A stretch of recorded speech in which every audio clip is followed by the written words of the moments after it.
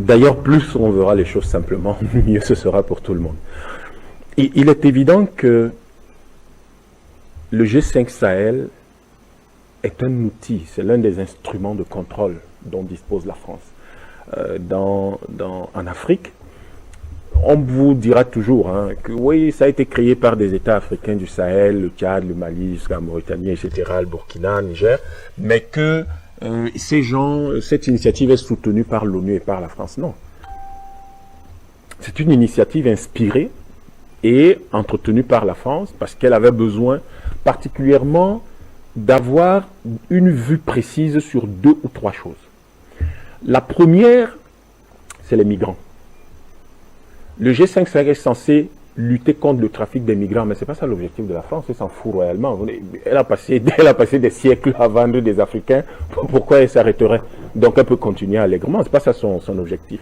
L'objectif de la France était de s'assurer qu'elle contrôle l'afflux des subsahariens vers l'Europe, en se donnant une sorte de nouvelle ligne Maginot, dès qu'elle a pu casser la première qu'elle ne contrôlait pas et qui était la Libye. Vous savez que la Libye, pendant longtemps, a permis de recevoir les migrants et en quelque sorte de réguler l'immigration des Africains et l'Europe. Et la Libye n'existant plus, eh bien, le Sahara est devenu un désert. Donc, qu'est-ce qu'il fallait faire? Il fallait que l'Europe dispose d'une vision en profondeur, d'un avant-poste qui lui permettrait de filtrer toutes les informations relatives à l'immigration des subsahariens particulièrement, pas seulement pour en connaître le nombre, etc., mais pour savoir également quelle était l'origine de la plupart d'entre eux. Ils viennent d'où? Pour savoir quelles étaient leurs compétences, pour quelles raisons ils se déplaçaient.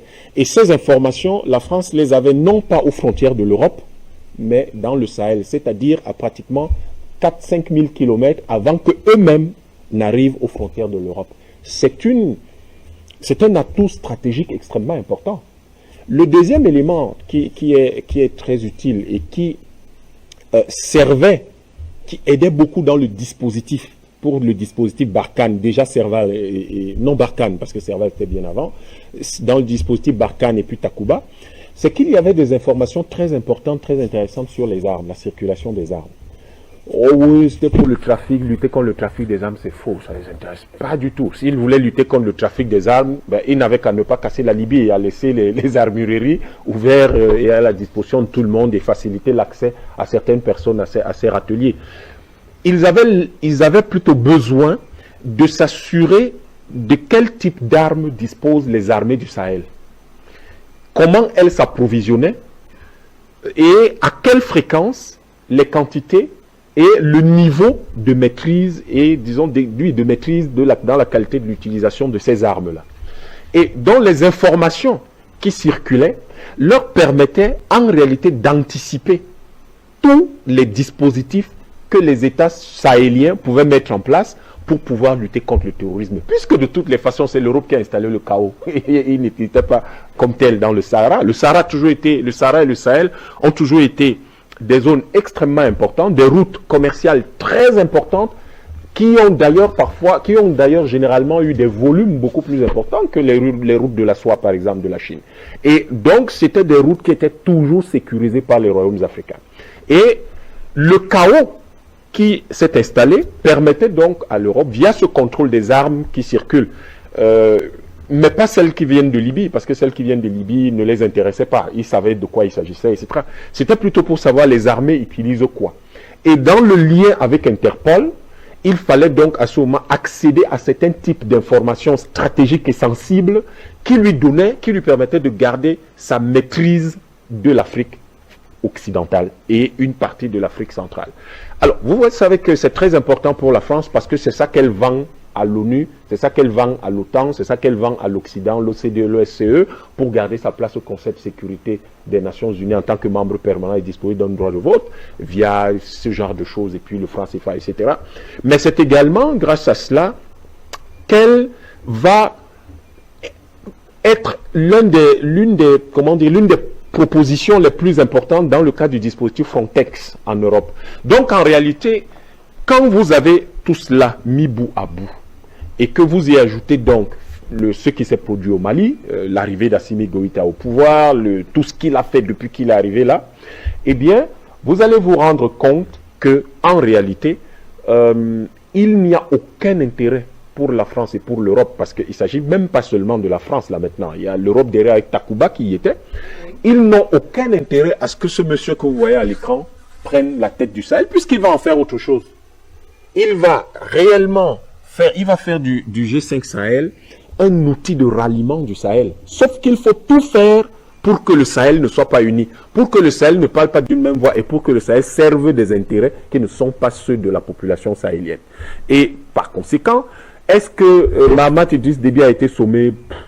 Je ne sais pas. Mais quoi qu'il en soit, les faits sont là. Ils sont têtus, c'est qu'il n'y a aucun sommet, il n'y a pas de passation de présidence du G5 Sahel.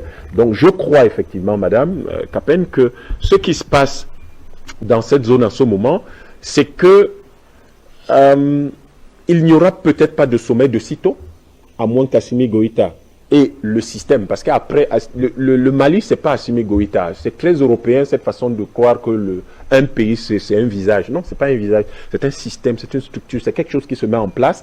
Et c'est dommage de croire que si Assimi Goïta n'est plus là aujourd'hui, alors le Mali redeviendra le Mali de 2012 ou 2013 qui leur a vendu, grâce auquel ils ont prolongé leur colonisation sur le Mali. Non, je ne crois pas. Et donc, c'est difficile que ce sommet-là revienne, et je pense que Assimi Goïta, en tout cas... Il y a deux interrogations auxquelles il faut répondre, et on saura si cela a été fait ou pas. La première, c'est qu'est-ce qu'on observe avec la création du G5 Sahel? D'abord, on observe que ça divise davantage l'Afrique. Et c'est une stratégie, c'est un mode opératoire connu depuis le temps de la colonisation. Diviser pour mieux régner. Pour quelle raison? Vous divisez, mais il y a déjà la CEDEAO. Pourquoi vous avez créé le G5 Sahel? Vous avez la CEDEAO qui est là. Là, c'est très facile. Vous constituez ce qui a constitué avec la CEDEAO et on règle le problème. Deuxième chose, vous dispersez donc les énergies, vous dispersez les ressources, vous perdez du temps à tout le monde. Et en le faisant, vous êtes dans la stratégie, la ligne stratégique du capitalisme occidental, qui est que le reste du monde ne doit jamais se regrouper pour être fort. Tout simplement. Les autres sont graves et sérieux. Ils ne sont pas dans le jeu qui est simplement intellectuel, de dire oui, bon, on va faire le G5. Non. Ils sont dans des objectifs extrêmement graves, extrêmement importants qu'ils poursuivent. Donc, à partir de là, vous voyez bien qu'en réalité, c'était une stratégie de division, le G5 Sahel. La deuxième chose, et ils ont même réussi à faire croire au président Déby que ça aurait pu être une force africaine et panafricaine en attente. Non, mais il y avait déjà la force multinationale africaine qui se constitue, dont le siège est ici à Douala au Cameroun. Donc, c'était pas ça le fond du problème. En réalité, les gens, ils voulaient diviser. Et en divisant, ils réglaient un problème de fond. C'est que la situation à laquelle étaient confrontés les Africains les amenait de plus en plus à s'écouter et à s'entendre. Vous vous souvenez que dans les années 2012, 2013, 2014, 2015, mais c'est pendant cette période que le Cameroun, le Tchad, le Nigeria se sont mis à discuter sérieusement, à cause justement de Boko Haram. Mais, et la force multinationale en attente est née de quoi? Elle est née justement du désir d'unir les forces pour pouvoir s'attaquer à ce problème-là. L'autre chose, c'est que vous posez quand même la question de savoir pourquoi la France tient tant à contrôler 5 millions de kilomètres carrés du Sahel et du désert. Ce n'est pas un hasard. Il faut qu'on replonge dans l'histoire. Cette zone, la France a voulu en faire l'OCRS, l'Office commune des régions sahélo-sahariennes, à la fin des années 50. Alors, ça a été pensé par un type qui a sémé la désolation au Cameroun, qui s'appelle Roland Pré. C'est lui qui a pensé ce truc-là. C'est à lui qu'on avait confié le projet. Donc, l'OCRS n'a pas marché à cause de, comme par hasard, à cause du Mali. Parce que Modibo Keïta avait dit, wow les gars, attendez un peu. Vous voulez faire quoi? L'OCRS, c'était 8 millions de kilomètres carrés. 8 millions. C'est-à-dire, vous avez un petit pays qui a à peine 500 000 kilomètres carrés, mais qui veut contrôler 8 millions, c'est-à-dire le tiers de l'Afrique, via une affaire qui serait simplement un département. Parce que, en fait, l'OCRS était censé être créé, ensuite constituer un département français. qui couvrirait le Sahel et le Sahara. Donc, les autres, ils n'ont pas la mémoire courte. Quand ils font tout ça, laissez le bavardage qu'ils font devant là. Ouais, on va lutter contre le terrorisme. Ça n'a rien à voir. Ça, c'est le bavardage. Ça, c'est pour que les enfants suivent, on écrive les livres d'histoire. C'est pas ça le problème. Le problème de fond, c'est que vous contrôlez le Sahel, vous éclatez les forces qui sont en présence, les forces politiques qui constituent le Sahel et qui veulent construire le Sahel, dont les États du Sahel. Vous empêchez que ces gens-là s'entendent et ensuite vous contrôlez, vous reconstituez, vous réussissez enfin un projet que vous avez depuis longtemps et dont les éléments essentiels sont quoi, Madame Capen? Sont que vous avez la plus grande réserve d'eau potable dans le monde, sous le désert du Sahara. C'est que vous avez la plus grande réserve d'hydrogène liquide, 98% dans le monde, c'est sous le Mali là, Mali-Algérie. C'est que vous avez ce qui va être, mais attendez, vous aurez les informations bientôt, l'une des plus grandes réserves d'hydrocarbures dans le monde. Cette zone-là, qui va de la Mauritanie au Tchad. Vous croyez que Boko Haram, c'est par hasard? Pas du tout, ils ont cassé la Libye. Pourquoi? C'est parce que cette région-là, il faut qu'ils la contrôlent. Parce que vous avez dans cette zone-là l'une des plus grandes réserves de toutes des matières comme la cassitérite, des choses extrêmement rares qui servent aux industries nouvelles aujourd'hui. Voilà ce qui se cache derrière le G5 Sahel. Le bavardage sur le terrorisme, il faut l'oublier. Pensez pas à ça. Et permettez que je chute peut-être par un élément, c'est que au bout du compte, lorsque vous regardez bien la carte de l'Afrique, vous comprenez très bien qu'en réalité, on aurait pu régler ce problème par la CEDEAO. La CEDEAO qui se constitue comme les États-Unis de l'Afrique de l'Ouest, pourquoi on casse la CEDEAO? Mais si vous constituez la CEDEAO comme les États-Unis de l'Afrique de l'Ouest, vous pouvez justement à ce moment constituer une armée de 100 000, 200 000 hommes, 300 000 hommes, même 1 million d'hommes, parce que la CEDEAO c'est 500 millions de personnes. Vous pouvez constituer donc une armée d'1 million d'hommes pour aller contrôler tout ça. Et vous mutualisez quelque chose dont on ne parle pas beaucoup en Afrique. Vous mutualisez les capacités scientifiques et techniques des Africains. Mais le Ghana produit des voitures. Le Nigeria en produit des hélicoptères. Les gens ont des chantiers navals. Madame, quand vous avez un chantier naval chez vous, vous avez la capacité de construire des navires de guerre. Vous avez la capacité de construire des chars de guerre. Bon, alors les gens ont tout ça. Et vous croyez que pourquoi ils mettent le G5 Sahel en place? On casse la dynamique qui pourrait permettre qu'on puisse mettre tout ça en commun et créer donc à la fois les États, dont les institutions, mais également disposer des capacités financières techniques qui peuvent être. Et le dernier élément, c'est qu'en constituant la CEDEAO comme État, les États-Unis de l'Afrique de l'Ouest ou les États-Unis d'Afrique encore mieux, et que vous faites acheter les matières premières en votre monnaie, l'Afrique c'est 33% des matières premières dans le monde. C'est 30 milliards de tonnes de matières premières sur les 90 milliards vendus en 2020 dans le monde.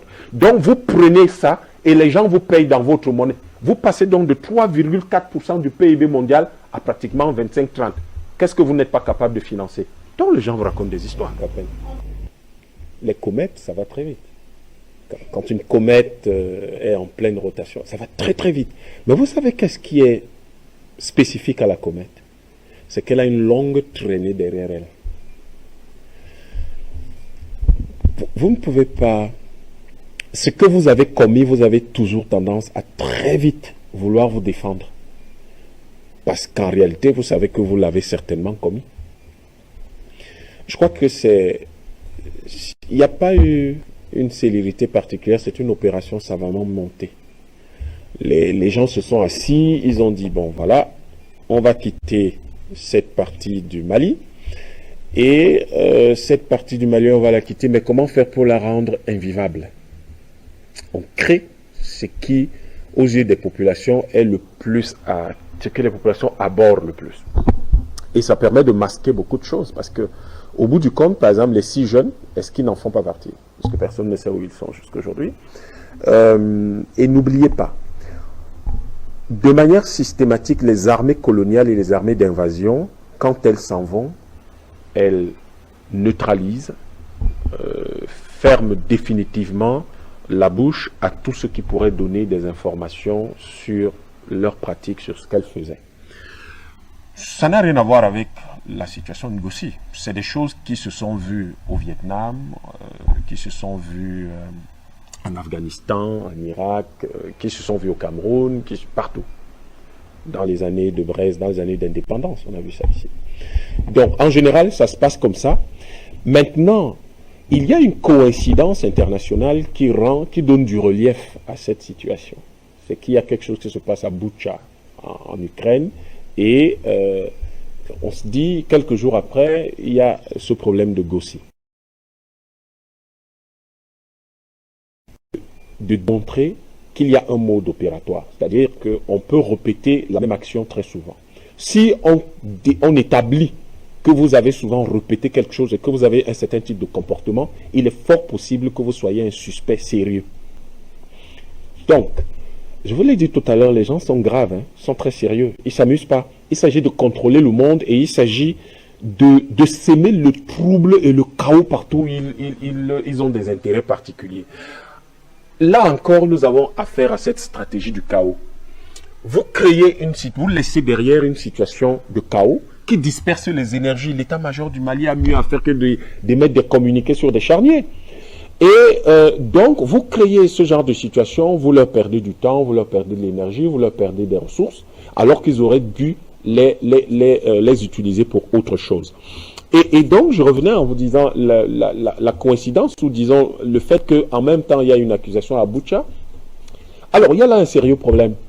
Quand il s'agit du problème en Ukraine, les gens n'ont pas d'image, ou éventuellement ne veulent pas les montrer. Quand il s'agit du problème au Mali, comme par hasard, les images sont là. Comme par hasard, les images sont là. Alors, il faut bien nous expliquer cette affaire. Leur technologie marche très bien en Afrique, mais pas assez bien en Ukraine. Peut-être qu'il y a... Enfin, moi, je ne sais pas, vous savez, nous, on est des Africains, on ne sait pas. Comme les gens pensent que non, on sait rien du tout, il faudrait peut-être qu'ils nous l'expliquent. Peut-être que la technologie, là, est très efficace quand on est dans le Sahel. Mais quand on sort du Sahel, après, il y a beaucoup de problèmes de court-circuit, des machins, l'image n'est pas nette, etc. Peut-être. Mais cela, au moins, nous permet de tirer une première conclusion.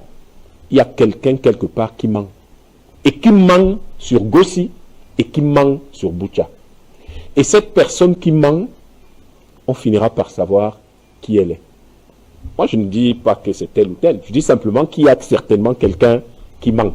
Et cette personne qui ment, on finira bien par savoir qui elle est. Et la situation dans laquelle le problème de Gossi, devant laquelle nous met le problème de Gossi, si vous voulez, c'est la situation de la froideur, du non-respect de toutes les conventions liées à la guerre et aux situations de conflit dans le monde par l'Occident. Ça nous démontre à quel point, avec toute la froideur du monde, on est capable de décimer un peuple ou de décimer une partie d'un peuple ou de détruire tout ce qui est dans les peuples qui veulent aujourd'hui, qui recourent à un peu plus de liberté et de dignité, on est prêt à les détruire froidement. Deuxième chose, je crois quand même que, enfin autre chose, je crois quand même que lorsque vous regardez, alors j'étais très content de l'inviter monsieur Ismaël Issa Diawara.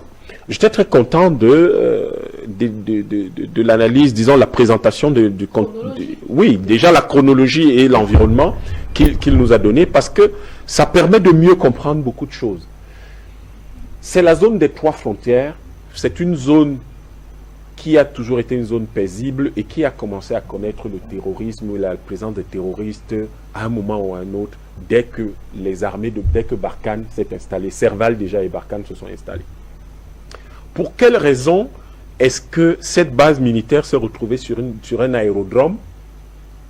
Ça veut dire qu'on ne voulait pas contrôler qui entre, qui sort là-bas. Tout simplement. Parce que il y a des points sensibles dans un pays. Les zones d'entrée, les ports, les aéroports. Si vous ne contrôlez pas les aéroports, les gens font ce qu'ils veulent. Ils entrent, ils sortent comme ils veulent. Et donc, en réalité, aujourd'hui, si on a découvert un charnier à proximité du camp, la question est de savoir qui fréquentait le camp, qui allait au camp.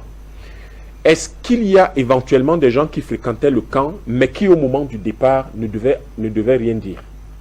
Est-ce qu'il y a eu des bavures, comme il y en a souvent, quand vous utilisez les armes à feu, les bavures, ça peut arriver. Est-ce qu'il y a eu des bavures qu'on a cachées, ou dont on n'a pas parlé? Est-ce qu'il y a eu ce genre de choses? Il est clair et constant que l'armée du Mali, à chaque fois qu'elle s'est retrouvée, en tout cas celle qu'elle a aujourd'hui, qu'elle s'est retrouvée dans un problème, elle s'est expliquée. Et je voudrais que les gens notent une chose qui est extrêmement rare même dans les armées des pays les plus développés, les plus puissants, que les commandants de secteur soient accompagnés d'un conseiller juridique. C'est quelque chose d'extrêmement rare. Fouillé dans le monde, vous le trouverez rarement. Pourquoi il y a un conseiller juridique? Parce qu'effectivement, il y a un risque juridique extrêmement important quand on utilise des armes à feu, lorsqu'une armée se déploie. Et pour s'assurer du respect des droits de l'homme et du respect des personnes, et que l'armée garde clairement en tête que son rôle, l'armée ne lutte pas contre les civils, contre la population, mais que le rôle de l'armée est de protéger ceux-là, alors il y a un conseiller juridique que l'armée malienne a mis à côté de chaque chef de secteur pour s'assurer que les règles, les conventions internationales, le droit est respecté.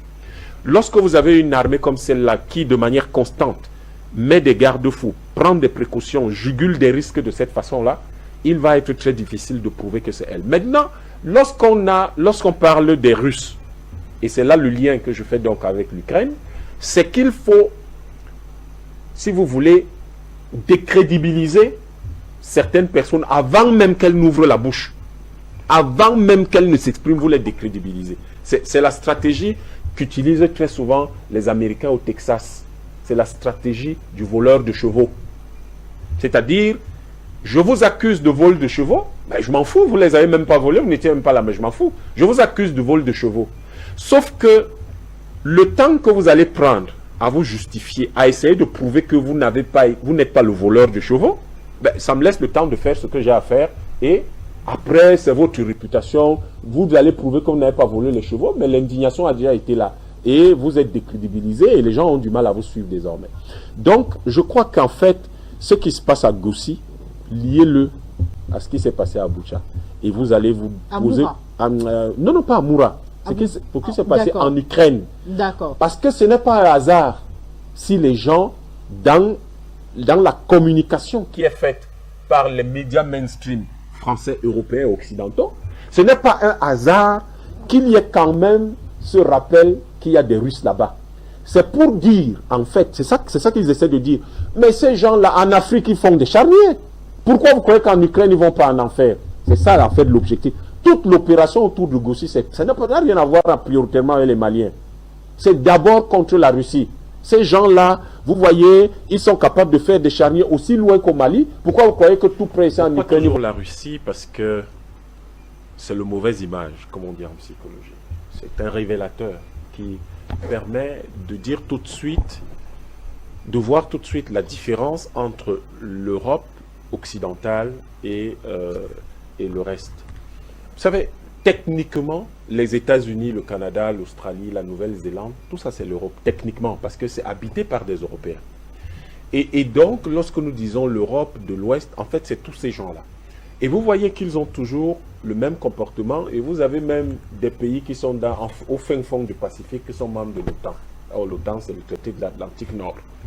Donc, c'est parce que les gens savent qu'ils sont les cousins, qui sont les neveux, et donc ils doivent rentrer à la maison, ils doivent être en relation avec la maison d'origine, comme disait Césaire, le pays natal. Donc, la Russie aujourd'hui représente, si vous voulez, le refus des peuples du monde, le rejet de la domination occidentale, violente, brutale, méprisante sur le monde. Parce que quand la Russie, quand Poutine arrive au pouvoir, en 98, la Russie est dépecée. Elle est carrément aux mains des Occidentaux. Il en est fallu juste de peu pour que la Russie devienne, d'abord qu'elle soit démantelée, qu'elle soit découpée et qu'elle devienne une colonie européenne. Ils ont travaillé, les Russes, beaucoup travaillé, et ils ont décidé de sortir. Mais ce qui est essentiel, et c'est ça que les Européens ne comprennent pas. Ce que les Africains aiment chez les Russes, ce n'est pas leur armement. C'est secondaire. Ce qu'ils apprécient chez les Russes, c'est leur capacité à se prendre en main, à se construire et à s'opposer aux autres, tout en protégeant leur liberté. C'est ça que les Africains admettent chez eux. C'est l'attitude. C'est cette vision du monde qui dit, et cette capacité à s'assumer. Nous sommes en 98, nous sommes pauvres. Et alors, ça fait quoi? Ce n'est pas une fatalité. C'est pas un destin. C'est pas une nécessité. C'est pas quelque chose d'indépassable. Et donc, on va se battre pour sortir de la pauvreté et pour trouver notre place autour de la table de l'histoire du monde. Et donc, les Russes vont travailler, et c'est ça que les Africains sont en train de regarder aujourd'hui. Pendant longtemps, jusque dans les années 2000, 2005, 2010, les Africains ont pensé qu'avec les Européens, ils allaient, quand je parle des Européens, je parle de les Européens, leurs neveux, etc., qui sont éparpillés dans le monde. Ils ont pensé qu'à un moment donné, ils auraient pu s'en sortir avec eux. Mais ils constatent clairement que c'est quelque chose d'impossible, mais bien sûr parce que le capitalisme ne permet pas du tout que les marchés deviennent des zones de production, que les mines, dont les zones qui sont des sources d'approvisionnement en matières premières deviennent les zones de transformation de ces matières premières. Le capitalisme ne le permet pas. Et donc, c'est pour cette raison que la Russie qui est nationaliste, parce que l'URSS était communiste, mais la Russie aujourd'hui, c'est du nationalisme. Ils sont dans le capitalisme, mais ils font du nationalisme. Or, les Européens n'aiment pas le nationalisme. Pour quelle raison? Parce que le nationalisme donne une certaine place aux communautés. Or, il faut lisser tout ça, parce que pour eux, tout être humain n'est tout simplement qu'un consommateur ou une force de travail. C'est à ça qu'on réduit les êtres humains. Sauf que dans le nationalisme, on donne aux êtres humains la dignité d'appartenir à quelque part. On fait honneur à une nation, dont à la contribution de tout le monde. C'est ça qu'ils n'aiment pas. Et vous voyez la différence entre ces gens-là.